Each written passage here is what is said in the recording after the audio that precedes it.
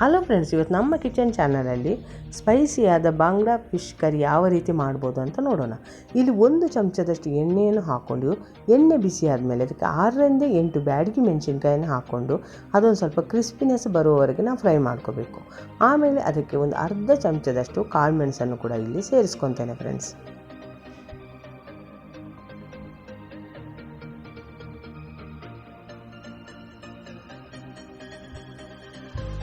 ಈಗ ಈ ರೀತಿ ಕ್ರಿಸ್ಪಿನೆಸ್ ಬಂದ ಮೇಲೆ ಇದನ್ನು ತಣ್ಣಗಾಗೋದಕ್ಕೆ ಹಾಗೆಯೇ ಬಿಟ್ಟು ಬಿಡಬೇಕು ಫ್ರೆಂಡ್ಸ್. ಈಗ ಅದೇ ಬಾಣಲೆಗೆ ಒಂದು 2ರಿಂದ 3 ಚಮಚದಷ್ಟು ಎಣ್ಣೆಯನ್ನು ಹಾಕ್ಕೊಂಡಿದ್ದೇನೆ. ಈ ಕರಿಗೆ ಸ್ವಲ್ಪ ಎಣ್ಣೆಯನ್ನು ಇದ್ದರೆ ಜಾಸ್ತಿನೇ ಹಾಕೋಬೇಕು. ನೀವು ಬೇಕಂದರೆ ಕೊಬ್ಬರಿ ಎಣ್ಣೆಯನ್ನು ಕೂಡ ಹಾಕೋಬೋದು. ನಾನು ಮಾತ್ರ ಇಲ್ಲಿ ಅಡುಗೆ ಎಣ್ಣೆಯನ್ನು ಬಳಸ್ಕೊಂಡಿದ್ದೇನೆ. ಇಲ್ಲಿ 3 ಬೆಳ್ಳುಳ್ಳಿಯನ್ನು ಮತ್ತು 1 ಈರುಳ್ಳಿಯನ್ನು ಹಾಕ್ಕೊಂಡು ಎಣ್ಣೆಯಲ್ಲಿ ಚೆನ್ನಾಗಿ ಫ್ರೈ ಮಾಡ್ಕೊಳ್ಳೋಣ. ಫ್ರೆಂಡ್ಸ್, ಈ ಚಾನಲ್ಗೆ ಹೊಸಬರಾದರೆ ಈ ಚಾನಲನ್ನು ಸಬ್ಸ್ಕ್ರೈಬ್ ಮಾಡ್ಕೊಳ್ಳಿ. ಬೆಲ್ ಐಕಾನನ್ನು ಆಲಲ್ಲಿ ಸೆಟ್ ಮಾಡಿದರೆ ನಾನು ಮಾಡೋ ವಿಡಿಯೋ ನಿಮಗೆ ನೋಟಿಫಿಕೇಷನಲ್ಲಿ ಬಂದುಬಿಡುತ್ತೆ ಫ್ರೆಂಡ್ಸ್. ಇದನ್ನು ಯಾರು ಬೇಕಂದ್ರೂ ಕಡಿಮೆ ಸಮಯದಲ್ಲಿ ಮಾಡ್ಕೋಬೋದು. ಬ್ಯಾಚುಲರ್ಸ್ ಕೂಡ ಇದನ್ನು ಬೇಗನೆ ಮಾಡ್ಕೋಬೋದು ಫ್ರೆಂಡ್ಸ್. ಈ ರೀತಿ ಪೌಡ್ರ್ ಮಾಡಿಕೊಂಡ್ರೆ ನೀವು ಇದನ್ನು ತಿಂಗಳಾನುಗಟ್ಟಲೆ ಪೌಡ್ರನ್ನು ಬೇಕಂದರೆ ಇಟ್ಕೋಬೋದು ಫ್ರೆಂಡ್ಸ್.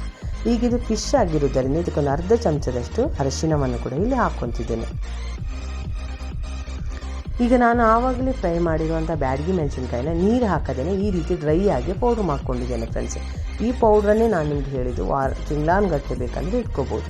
ಈಗ ಇದನ್ನೆಲ್ಲ ಒಂದ್ಸಲ ಚೆನ್ನಾಗಿ ಮಿಕ್ಸ್ ಮಾಡ್ಕೋಬೇಕು ಫ್ರೆಂಡ್ಸ್. ಅದರಲ್ಲಿರೋ ಎಣ್ಣೆ ಅಂಶ ಬಿಟ್ಕೊಳ್ಳೋವರೆಗೆ ನಾವು ಅದನ್ನು ಫ್ರೈ ಮಾಡ್ಕೊಳ್ಳೋಣ. ಈಗ ನಾನು ಮೊದಲೇ ಒಂದು ಅರ್ಧ ಹೋಳು ಲಿಂಬೆಹಣ್ಣಿನ ಗಾತ್ರದಷ್ಟು ಹುಣಸೆ ಹಣ್ಣನ್ನು ನೀರಲ್ಲಿ ನೆನೆಸಿಟ್ಟಿದ್ದೇನೆ ಫ್ರೆಂಡ್ಸ್. ಇದು ಸೈಡಲ್ಲಿರೋ ಎಣ್ಣೆ ಎಲ್ಲ ಬಿಟ್ಕೊಂಡ್ಮೇಲೆ ಆ ನೀರನ್ನಷ್ಟೇ ಸೇರಿಸ್ಕೋಬೇಕು. ಇದು ಏನಿಲ್ಲ ಅಂದರೆ ಹತ್ತಿರ 1 ಗ್ಲಾಸ್ ನೀರಾಗಿರ್ಬೋದು ಫ್ರೆಂಡ್ಸ್. ಆ ನೀರನ್ನೇ ಸೇರಿಸ್ಕೊಂಡು ಚೆನ್ನಾಗಿ ಕುದಿಸ್ಕೋಬೇಕು ಫ್ರೆಂಡ್ಸ್.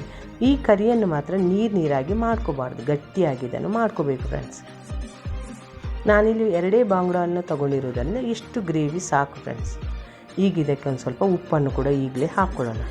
ಉಪ್ಪನ್ನು ಹಾಕ್ಕೊಂಡ್ಮೇಲೆ ಚೆನ್ನಾಗಿ ಕುದಿಬೇಕು ಫ್ರೆಂಡ್ಸ್.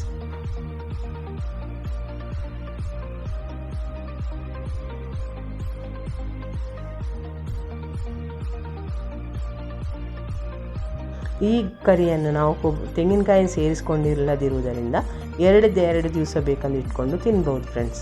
2 ದಿವಸ ಇಟ್ಕೊಳ್ಳೋದಿದ್ದರೆ ನೆಕ್ಸ್ಟ್ ಡೇನು ಸ್ವಲ್ಪ ಬಿಸಿನ ಮಾಡ್ಕೋಬೇಕು ಇದನ್ನು.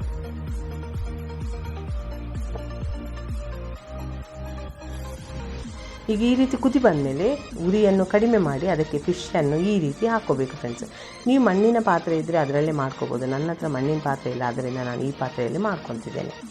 ಈ ರೀತಿ ಮಾಡಿಕೊಂಡು ಸಣ್ಣ ಉರಿಯಲ್ಲಿ ಇದನ್ನು ಕುದಿಸ್ಕೋಬೇಕು ಫ್ರೆಂಡ್ಸ್. ಈ ರೀತಿ ಆದಮೇಲೆ ಒಂದು ಸಲ ಇದನ್ನು ಮಗುಚಿ ಹಾಕ್ಕೊಳ್ಳೋಣ ಫ್ರೆಂಡ್ಸ್.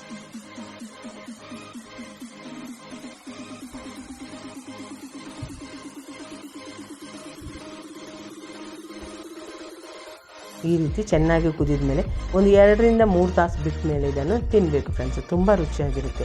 ಅನ್ನದ ಜೊತೆ ಯಾವುದೇ ರೀತಿ ಸಾರು ಬೇಡ ಫ್ರೆಂಡ್ಸ್. ಒಂದು ಫಿಶ್ ಮತ್ತೊಂದು ಸ್ವಲ್ಪ ಗ್ರೇವಿ ಇದ್ದರೆ ನಾವು ಹೊಟ್ಟೆ ತುಂಬ ಊಟ ಮಾಡ್ಬೋದು. ಒಂದು 2 ನಿಮಿಷ ಈ ರೀತಿ ಕುದಿ ಬಂದರೆ ಸಾಕು. ನೀವು ಈ ಥರ ಒಂದು ಸಲ ಫಿಶ್ ಕರಿ ಮಾಡಿ ಯಾವ ರೀತಿ ಬಂತು ಅಂತ ನನಗೆ ಕಾಮೆಂಟ್ ಸೆಕ್ಷನಲ್ಲಿ ತಿಳಿಸಿ ಫ್ರೆಂಡ್ಸ್. ಈ ವಿಡಿಯೋವನ್ನು ನೀವು ನೋಡಿದ್ದಕ್ಕೆ ನಿಮಗೆ ತುಂಬ ಧನ್ಯವಾದಗಳು.